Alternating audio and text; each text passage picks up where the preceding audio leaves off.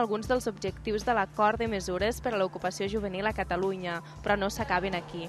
El govern destinarà uns 200 milions d'euros per desenvolupar 65 projectes per a joves de 16 a 29 anys.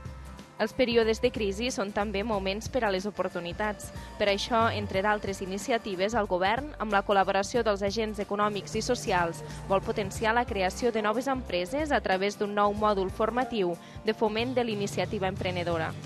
Entre les mesures de l'acord destaca la voluntat de flexibilitzar els horaris dels estudis perquè els joves puguin conciliar la formació amb la vida laboral i personal. I dos reptes més, reduir la precarietat i la sinistralitat laboral. En la signatura de l'acord, el president de la Generalitat, José Montilla, ha destacat que el pacte és una nova afirmació del camí que hem de seguir per superar la crisi, el camí del diàleg i el consens. La millor inversió d'un govern, de tota la societat, per assegurar el seu futur és abordar de manera compromesa i amb rigor la formació dels seus joves.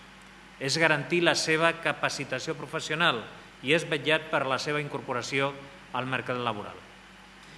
I amb l'acord d'avui volem arribar a tots els joves de Catalunya, però volem fer especial incidència també en una voluntat compartida de tothom d'evitar els riscos d'exclusió social com a conseqüència precisament de l'exclusió laboral. Finalment, una altra línia d'actuació és la posada en marxa d'un programa per formar, orientar i inserir professionalment els joves sense feina amb risc d'exclusió social, perquè la igualtat d'oportunitats per als joves és la millor inversió per al futur del nostre país.